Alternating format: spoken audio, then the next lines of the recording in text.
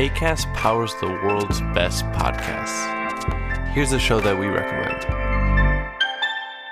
You may have heard something somewhere about the crisis of recycling and the problem of microplastics, but have you heard about how scientists are discovering very cool and creative solutions to fight this problem? There is so much fake news about everything. I think that it is quite dangerous to talk about this, but microplastics are one of the biggest silent pollutions of all time. And they are getting everywhere, in the sea, in the soil, in the air, and already inside our bodies. That was scientist and self-described bacteria trainer Patricia Ima Maldonado. Hear a special interview for our Fellow Friday series with her to find out the fascinating scientific and technological solutions she's working on to combat the invasive problem of microplastics. Listen only on TED Talks Daily. Acast helps creators launch, grow, and monetize their podcasts everywhere. Acast.com. Hi, everybody. This is one of those podcasts I do more and more frequently as the world situation around us becomes more and more unstable and chaotic. The last one I think I did was when Trump seized Maduro in Venezuela. And now we are in the midst of war in the Middle East. And the consequences of that are playing out hour by hour. Nobody really knows where this is going to go and how this is going to end. Least of all, Donald Trump, the man who started it. I've decided to hold off on doing a podcast for a couple of days, partly because I was really unwell for a few days. And it doesn't make for good listening if I'm coughing and spluttering. But also because sometimes you can get drawn into hyperpunditry. And that I don't think is helpful for anybody. And it generally is not what I want to do here. What I want to explore in this podcast is as much of the context of this situation as I can do. And then look at possibly what the consequences, what the implications are. So let's make a start.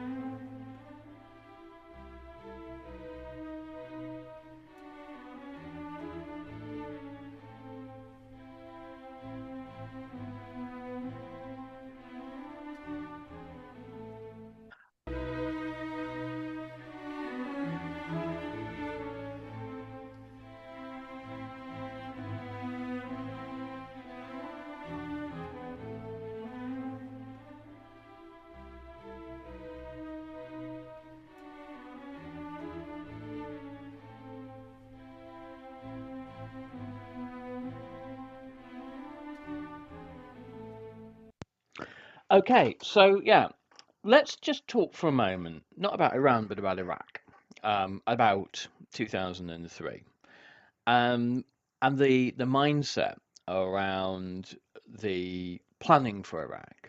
Okay, so part of the American neocon Project for a New American Century, this document that was circulating in the late 1990s from various neocon think tanks, was the idea that Iran, Iraq, Syria, North Korea would all have to be subject to American regime change. They were all parts of an existential threat to the United States of America, and this was, and they were parts of an existential threat to the idea of a renewed American century. Now, China doesn't really feature on this list because at that time, Chinese manufacturing, China as the world's sweatshop, was quite useful to the neocon vision. And this kind of flips after 2008, and the Obama, Trump 1, and Biden eras have all been about recognizing that China is in fact actually this huge economic challenge and military and kind of hegemonic challenge. What China represents is a significant threat to American world power. So the version of things that we have now, and the kind of the priorities and concerns of American empire are quite different from when the Project for a New American Century nearly 30 years ago was being drafted. But the run up to the post 9/11 era meant that Iraq was firmly on the map as a result of this document and this kind of abiding American obsession with Iraq since the first Gulf War, and of course Iraq's vast oil reserves. The planning that went into the Iraq War, it's not to say there was none. There was no post-Iraq planning, but much of it was kind of fanciful and ludicrous. The American State Department and the other branches of American government and General Tommy Franks, who was to be the kind of the MacArthur of Iraq, they did include Iraqi emigres, those who had generally an axe to grind with Saddam Hussein. There were those who had spun the State Department whatever stories they wanted to hear about Iraqi weapons of mass destruction. And that's not to say that America under George W. Bush was somehow hesitant about Iraq, and then suddenly thought, well, we better do it. These emigres have told us something very alarming. No, not a word of it. What happened was that there were emigres who were CIA assets who simply confirm to a credulous media audience what it is that the message that the Bush regime wanted to put out. This guy's dangerous and he will obviously do terrible things unless we intervene and act. Now, obviously, the comparison with MacArthur, I mean, I have no love for MacArthur at all, this kind of extreme anti-communist reactionary. But the comparison with MacArthur is kind of unfair because MacArthur's reconstruction of Japan was broadly successful. His creation, this is one of the supreme ironies. This guy who was a despiser of Roosevelt, a despiser of the New Deal, an anti-communist, and perceived kind of Reds wherever he saw them, actually creates this broadly socially democratic Japan with and finally, when he gets on the ground, realizes the only way that you remove power from the warmongers is you make a broadly pluralistic Japan with a modern constitution and workers' rights, and you create the conditions whereby you have a largely harmonious society. And this continues up until Obviously, Reagan wrecks it with the Plaza Accords in the 1980s, but that's a different story. The planning that goes into post-war Japan and the planning that goes into post-war Germany is of an order of magnitude vastly greater than anything that's considered for Iraq. And there doesn't seem to be the kind of like the caliber of thinking, the caliber of intellectual curiosity that exists during the Second World War. I mean, Roosevelt surrounds himself with intellectuals. He surrounds himself with economists and thinkers and theorists and sociologists and all these other sorts of people that they are kind of absolutely ripe for the cull during the McCarthyite era. These are the sorts of people that, as David Coate points out in his book, The Great Fear, that right-wing congressmen who are trying to ape the prejudices of their electors absolutely hate the sorts of intellectual class, the kind of the intellectual foreign policy class that was surrounded Roosevelt. Anyway, those people were kind of handy to have around because they had some vague notion of how the world works and how a post-war conquered population might be managed so that they don't immediately flip back into war or civil war or open their doors to a renewed fascist regime, or even worse, as far as America was concerned, the communists. With Iraq, one of the key proposals that the US Army said, don't do that, it's an extremely bad idea, was the disbandment of the Iraqi army. And of course, this is one of the major accelerants of violence and civil war, and the kind of guerrilla warfare against the American occupying forces. The Iraqi army essentially turn up to the Americans and say, "Okay, you won, you conquered, you're occupying us. Tell us what we need to do." And then there are essentially these career army guys who are working towards a pension are disbanded, and with literally nothing. And part of it comes down to these sorts of ridiculous notions. I suppose the product of not just neocon thinking, but kind of this Ayn Randian libertarian nonsense. That if you sweep away the state, then there is some sort of spontaneous emergence of freedom or something like that. And this is the sort of thing that Rumsfeld comes out with when the Iraqi National Museum, with treasures that go all the way back to the kind of the medieval and ancient Middle East, lost forever, looted, burnt to the ground. The treasures of Suleiman the Magnificent, these sorts of things, all gone. And Rumsfeld says, freedom's messy, in his kind of typical glib manner. Now, the reason I'm saying all of this is because what we're about to see is of a category order worse.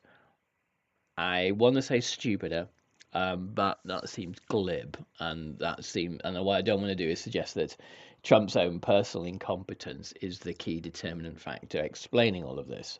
There's something far deeper than that, I believe.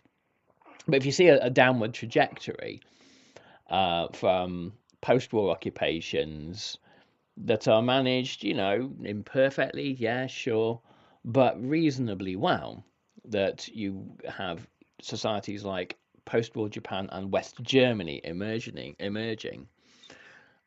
through to the anarchy in Iraq, where the occupying forces initially didn't realize that there were at least 3 separate ethnic groups in Iraq, that there were Sunnis and Shias and Kurds.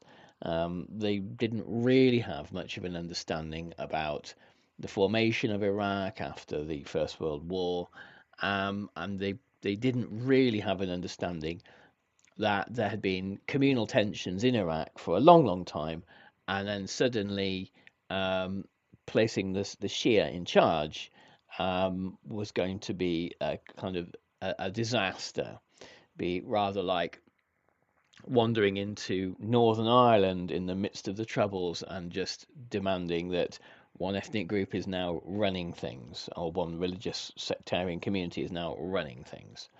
You know, what do you think is going to happen? Perhaps it was a mixture of kind of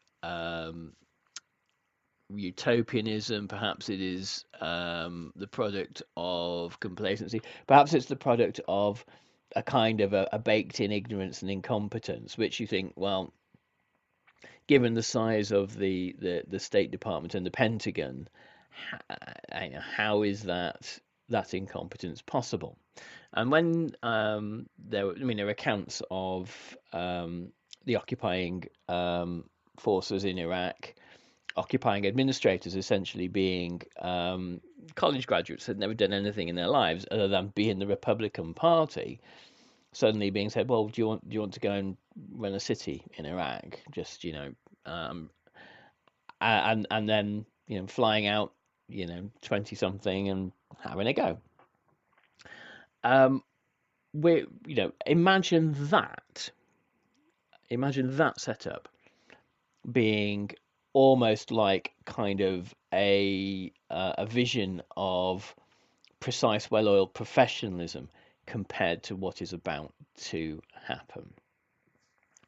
So an awful lot has been written about by Bob Woodward and people like that about the Trump White House, about how Trump makes decisions. And I don't profess to know intricately the mind of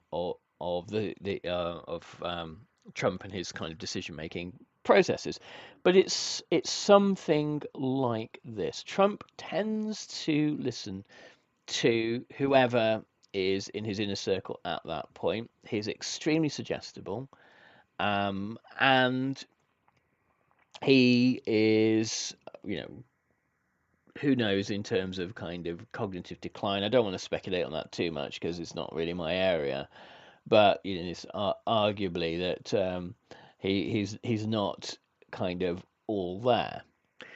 But he is looking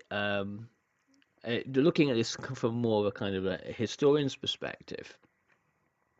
I see your standard kind of chancer, Hitler, in a way. I know people do make this comparison, but so it's a problematic one, I think. But in the way that Hitler was, for much of his career, a chancer. He was much of what he does during the later 1930s is about testing and chancing and seeing where there are opportunities and seeing what he can get away with. And he becomes certain that the British and the French are unlikely to oppose him. He thinks that the great men were all dead in the war, and you have these kind of dithering weaklings like Neville Chamberlain, and he misjudges the British and the French, and generally I think is rather surprised when they declare war in 1939. He thinks that that's not going to happen. He doesn't really understand why they would go to the time and trouble of declaring war over the Poles.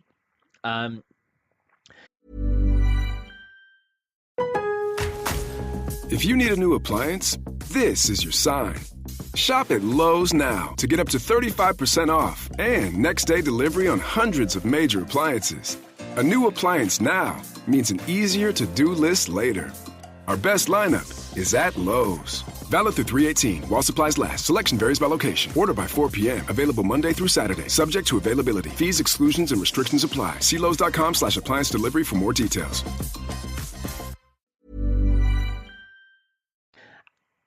But the chancing, Hitler goes from being a reasonably cautious dictator in the first years of his rule, particularly domestically in Germany. You know, he's looking to advance things gradually, and then he sometimes pulls back on certain issues and says, you know, we have to wait. It's about waiting for opportunities.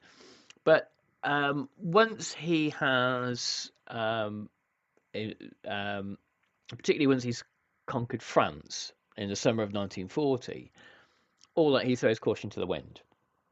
And then he takes risk after risk after risk after risk after risk, and they pay off in the Balkans, in Greece, and eventually he invades the Soviet Union. And again, this goes extraordinarily well for the first few months, and then his luck runs out. And now I think with Trump, he's seen what happened with Maduro, and I think he liked it. I think he liked it a lot, and I think that he personally he gets enormous gratification out of these things. And American democracy has decayed to the extent that the whims of this sort of proto-dictator have to be entertained. That's, you know, sort of now an imperative.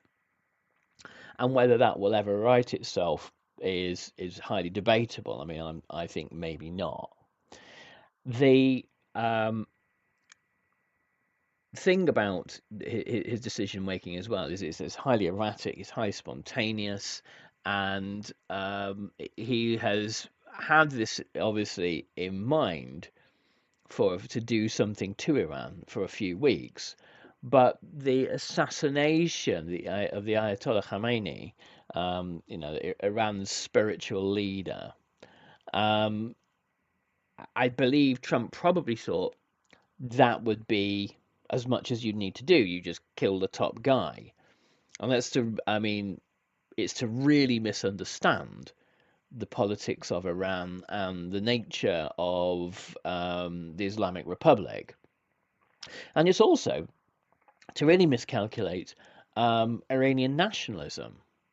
Whilst there have been huge protests against the regime, and whilst there have been, you know, this is a brutal, barbaric regime, it's a horrendous regime, there's dreadful things, it is still something which many Iranians will unite behind. And as we'll see, other parts of the Islamic world will unite behind. So Trump, I think, has absolutely no idea what he started.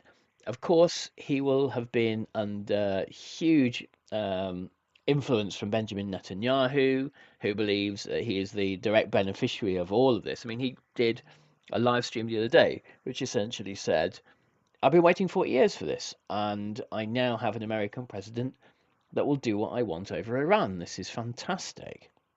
And we're at this kind of saying the quiet part out loud moment of kind of sort of U.S.-Israeli U.S.-Israeli affairs, where, you know, we're at the kind of the impunity stage, and so Trump, I think, when it dawns on him, and if it dawns on him, that he has started a war which I doubt will end soon, with a power which has abundant missiles to fire back, and extremely cheap drones as well, and that they can quite easily shut down the Persian Gulf. And this will lead to a 1973 style oil crisis, if not worse. Trump might start to panic a bit.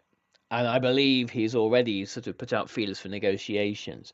Well, you assassinate somebody else as head of state, I don't know. I don't know if negotiations are going to be possible. Israel itself has waged a kind of a covert war against Iran and within Iran for a long, long time now. and the kind of the rhetoric around Iran not developing a nuclear weapon. Well, the Iran nuclear deal that was developed between Iran, the US, and the EU was, of course, ripped up by none other than Donald J. Trump. So this was a deal which Iran was broadly complying with. And all of this teaches your average rogue state is that the North Korea model is the sensible one, that the only way to protect yourself from the United States of America is to actually have a nuclear weapon to hand. So one of the great losers of all of this will be the international control of nuclear weapons. No, this will be an argument for proliferation. So those are just my thoughts right now. There's, of course, a heck of a lot more to say. I mean, about Hezbollah, about Netanyahu, and his threats towards Turkey. I think he'd probably be quite ill-advised to take on Erdogan there. It's an unfolding situation, and of course, it's a situation that the British are now being dragged into. And the only thing I can say about that really is that since 1956, since the Suez Crisis, Great Britain has not had an independent foreign policy, and this is kind of evidence writ large of that fact. And what may happen, as Keir Starmer, the most inept and incompetent British Prime Minister since, well, I guess kind of the last one, what may happen is that he's now already agreed that America can use British air bases to deal with the terrible evil scourge of Iran, who is, for some reason that we can't mention, now attacking bases in American and British bases in the Gulf. America can use British air bases in order to counter this terrible scourge. And this, of course, will make Britain an integral part of whatever comes next. And I think there is an appetite in the country. I could be wrong, but I think there is an appetite for the country to have some sort of foreign policy of its own, whatever that might be. And there is very little appetite for being drawn into a war that was spontaneously launched by Donald Trump kind of on a whim. I can't see the British public going for that one.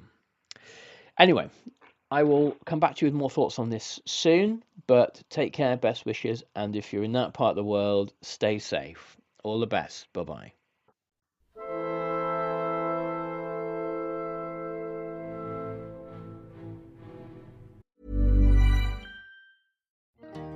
You know what they say. Early bird gets the ultimate vacation home. Book early and save over $120 with Vrbo. Because early gets you closer to the action, whether it's waves lapping at the shore or snoozing in a hammock that overlooks, well, whatever you want it to. So you can all enjoy the payoff come summer with Vrbo's early booking deals. Rise and shine. Average savings $141. Select homes only.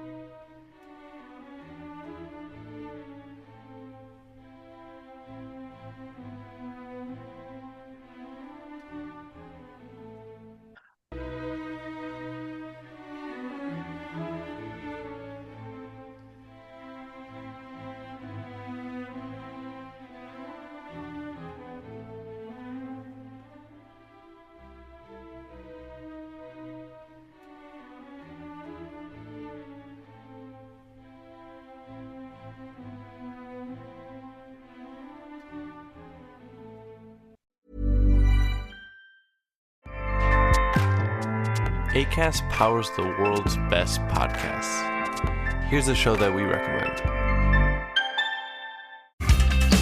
F1 has taken North America by storm in recent years, and 2026 is shaping up to be the most exciting season of Formula One racing yet. With a completely fresh set of cars and engines, Lando Norris, Max Verstappen, Lewis Hamilton and the rest of the world's fastest drivers are speeding into the unknown this season. Whatever happens, the Race F1 podcast will be with you for every corner, crash and controversy, starting with F1's all-important pre-season testing this month. We're on the ground at every Grand Prix, including the 3 unmissable US events in Miami, Austin and Las Vegas, talking to the key players and bringing expert analysis on the stories that matter. Just search for the Race F1 podcast to listen or watch wherever you get your podcasts.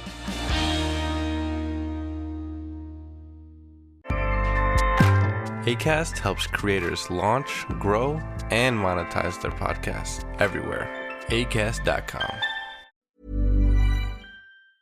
Thank you for listening to this episode of Explaining History. This podcast is an independent production, and it's listener support that keeps these conversations going week after week. If you find value in the show and want to help cover the costs of research and production, please consider making a contribution. You can join our community on Patreon or make a one-off donation. Just follow the links in the show notes for this episode. Every bit of support is truly appreciated.